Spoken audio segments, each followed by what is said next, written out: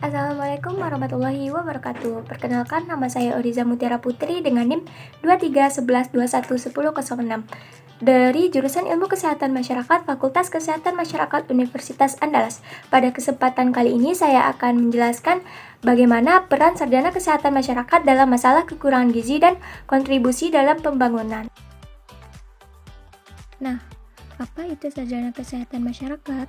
Sarjana Kesehatan Masyarakat merupakan gelar akademik yang fokus pada studi tentang kesehatan populasi, penyakit, dan faktor-faktor yang mempengaruhinya dalam masyarakat. Gelar ini mempersiapkan individu untuk bekerja dalam bidang kesehatan masyarakat, termasuk perencanaan program kesehatan, manajemen risiko kesehatan, dan penelitian epidemiologi. Nah, selanjutnya kita akan membahas apa itu gizi. Gizi adalah tentang hubungan makanan dan kesehatan, proses penggunaan makanan untuk pemeliharaan kehidupan, pertumbuhan, fungsi organ dan jaringan tubuh secara normal, dan produksi energi. Selanjutnya ada status gizi. Status gizi adalah keadaan tubuh sebagai akibat dari konsumsi, penyerapan, dan penggunaan makanan. Makanan yang memenuhi kebutuhan gizi tubuh menyebabkan status gizi menjadi baik. Di Indonesia terdapat dua masalah gizi. Yang pertama, gizi kurang. Gizi kurang merupakan kondisi yang terjadi ketika tubuh tidak mendapatkan asupan nutrisi yang cukup untuk memenuhi kebutuhan fungsionalnya. Yang kedua, ada gizi lebih. Gizi lebih atau kelebihan gizi terjadi ketika tubuh menerima asupan nutrisi melebihi kebutuhan fungsionalnya yang terjadi akibat konsumsi makanan dan minuman dalam jumlah berlebihan atau karena pola makan yang tidak seimbang. Selanjutnya, ada beberapa faktor yang menyebabkan seseorang mengalami gizi kurang. Yang pertama, kekurangan energi protein. Kekurangan energi protein adalah definisi gizi terjadi pada anak yang kurang mendapatkan masukan makanan yang cukup bergizi, atau asupan kalori dan protein kurang dalam waktu yang cukup lama. Kurang energi protein disebabkan oleh kekurangan makanan, sumber energi secara umum, dan kekurangan sumber protein. Yang kedua, anemia gizi besi. AGB atau anemia gizi besi adalah keadaan di mana kadar Hb dalam darah lebih rendah dari normal. Akibatnya kekurangan satu macam atau lebih zat-zat gizi yang diperlukan untuk pembentukan darah, misalnya zat besi, asam folat, dan vitamin B12. Yang ketiga, kurangnya vitamin A. KVA atau kurangnya vitamin A adalah penyakit yang disebabkan oleh kurangnya asupan vitamin A yang memadai. Yang keempat, gangguan akibat kurangnya iodium. GAKI atau gangguan akibat kurang iodium adalah sekumpulan gejala atau kelainan yang ditimbulkan karena tubuh menderita kekurangan iodium secara terus-menerus dalam waktu yang lama yang berdampak pada pertumbuhan dan perkembangan makhluk hidup. Selanjutnya, faktor-faktor yang menyebabkan gizi lebih. Yang pertama, obesitas. Obesitas adalah kondisi berat badan melebihi batas normal karena adanya penumpukan lemak berlebih di dalam tubuh. Obesitas terjadi karena asupan kalori lebih banyak dibandingkan jumlah kalori yang dibakar, sehingga tubuh akan menyiapkan kalori yang tidak digunakan dalam bentuk lemak. Nah, apa saja sih kasus gizi yang sering terjadi di Indonesia? Yang pertama yaitu stunting. Stunting merupakan kondisi yang ditandai dengan kurangnya tinggi badan anak apabila dibandingkan dengan anak-anak seusianya. Penyebab utama dari stunting adalah kurangnya asupan nutrisi selama masa pertumbuhan anak. Yang kedua yaitu wasting.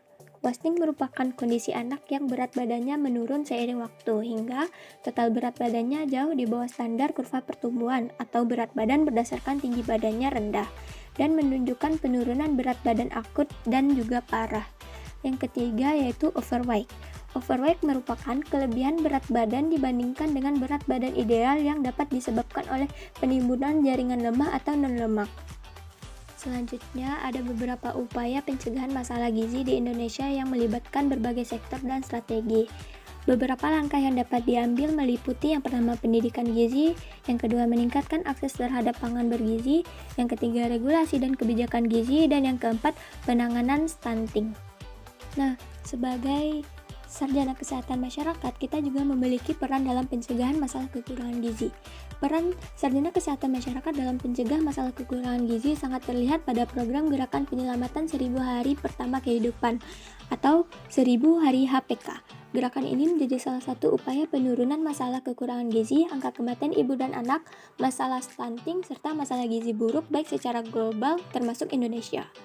1000 Hari HPK atau 1000 Hari Pertama Kehidupan yaitu periode yang diawali sejak masa konsepsi hingga usia 2 tahun. Periode ini disebut juga dengan periode emas karena periode inilah yang nantinya yang menentukan kualitas hidup di masa yang akan datang.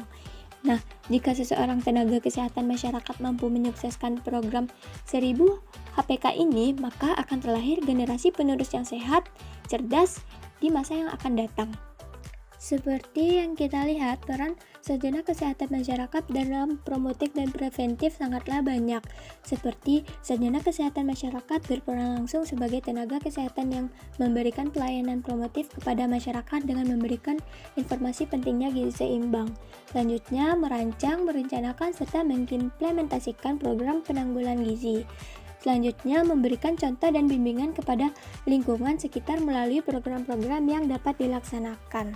Dapat 4 kontribusi sarjana kesehatan masyarakat dalam pembangunan. Yang pertama, SKM sebagai perancang dan perencana pelaksanaan program. Yang kedua, SKM sebagai evaluator atau peneliti. Yang ketiga, SKM sebagai promosi kesehatan. Yang keempat, SKM sebagai penyuluh dan sosialisasi kesehatan. Sarjana kesehatan masyarakat juga harus memiliki kompetensi masalah. Masalah-masalah yang timbul di masyarakat dipengaruhi oleh banyak faktor, sehingga perlu identifikasi masalah yang mendalam dengan didukung data-data yang akurat. Selain kompetensi pemecahan masalah, tentunya kompetensi peneliti di bidang kesehatan harus juga dimiliki. Sehingga dari sedikit ulasan tersebut, kontribusi SKM di dalam pembangunan kesehatan di negara kita ini dapat diwujudkan dalam bentuk menjadi manajer yang baik di organisasi ketika kita bekerja, menjadi program solver atau pemecah masalah di bidang-bidang pekerjaan yang digeluti, menjadi pendidik atau edukasi dalam bidang kesehatan masyarakat, selain dapat menjadi peneliti di dalam bidang ilmu dan pengetahuan kesehatan. Baiklah, hanya itu yang dapat saya sampaikan. Semoga bermanfaat bagi kita semua. Assalamualaikum warahmatullahi wabarakatuh.